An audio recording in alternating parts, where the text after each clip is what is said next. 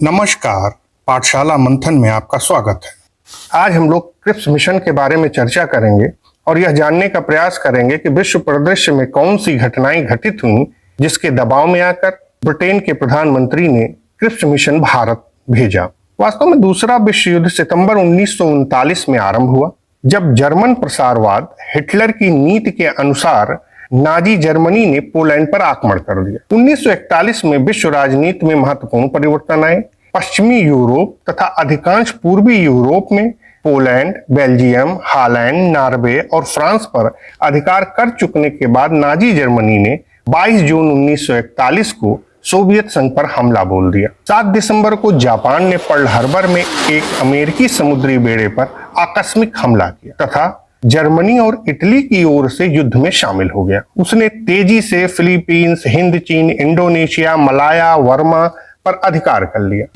मार्च 1942 में रंगून पर उसका अधिकार हो गया। इससे युद्ध भारत की सीमाओं तक आ पहुंचा। अब इन परिस्थितियों में ब्रिटेन पर मित्र राष्ट्र अमेरिका, सोवियत संघ और चीन की ओर से दबाव डाला जा रहा था कि वह भारत का समर्थन प्राप्त करें। अब इस पृष्ठभूमि में भारत के राजनीतिक गतिरोध को दूर करने के उद्देश्य से ब्रिटिश प्रधानमंत्री चर्चिल ने ब्रिटिश संसद सदस्य तथा मजदूर नेता सर स्टैफोर्ड क्रिप्स के नेतृत्व में 11 मार्च 1942 को क्रिप्स मिशन की घोषणा की। 22 मार्च 1942 क्रिप्स मिशन एकल प्रतिनिधि भारत में पहुंचा। उस समय भारत के गवर्नर जनरल लिनलिथगो थे। सर क्रिप्स ब्रिटिश युद्ध मंत्रिमंडल के सदस्य भी थे तथा उन्होंने भारतीय राष्ट्रीय आंदोलन का सक्रियता से समर्थन किया था। भारत की समस्याओं के हल के लिए क्रिप्स ने जो योजना पेश की उसके मूल अंश निम्नलिखित हैं। युद्ध की समाप्ति पर एक संविधान सभा निर्वाचित की जाएगी जो भारत के लिए नवीन संविधान का निर्माण करेगी। इस संविधान सभा में देशी रियासतों के प्रतिनिधि भाग लेंगे। ब्रिटिश भारत के किसी भी प्रांत या किसी भी देशी रियासत को अलग रहने का अधिकार होगा। संविधान सभा और ब्रिटिश सरकार के मध्य एक समझौता किया जाएगा जो अल्पसंख्यकों के हितों की रक्षा करने के विषय में होगा। भारत के नवीन संघ को औपनिवेशिक स्थिति प्रदान की जाएगी। युद्ध काल में भारत की रक्षा का दायित्व ब्रिटेन पर होगा।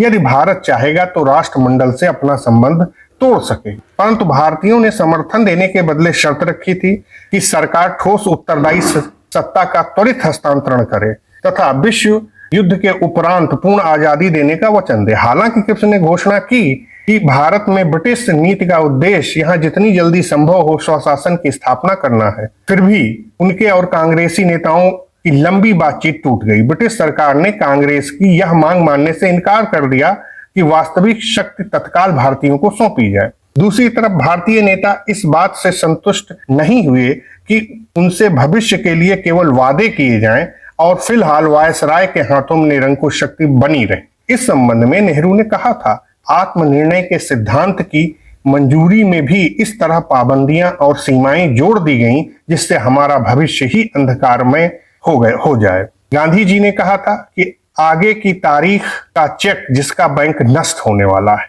क्रिप्स प्रस्ताव में पाकिस्तान के निर्माण की स्पष्ट प्रावधान न होने के कारण मुस्लिम लीग के द्वारा भी क्रिप्स प्रस्ताव को अस्वीकार कर दिया गया था। 11 अप्रैल को कांग्रेस और मुस्लिम लीग दोनों क्रिप्स के प्रस्ताव को अस्वीकार कर दिया। क्रिप्स मिशन पूरी तरह असफल हो गया। 12 अप्रैल 1942 को वायुमार्ग से क्रिप्स लंदन लौट गए। क्रिप्स मिशन की असफलता से भारत की जनता रुष्ट हो गई। युद्ध के दौरान वस्तुओं की कमी और बढ़ती कीमतों ने उनके असंतोष को और भी गहरा कर दिया। 1 अप्रैल और अगस्त 1942 के काल में तनाव लगातार बढ़ता गया। कांग्रेस ने अब फैसला लिया कि अंग्रेजों से भारतीय स्वाधीनता की मांग मनवाने के लिए सक्रिय उपाय किए जाएं। अखिल भारतीय कांग्रेस कमेटी की मीटिंग 8 अगस्त 1942 को बंबई में हुई जिसमें प्रसिद्ध भारत छोड़ो का प्रस्ताव पारित किया गया।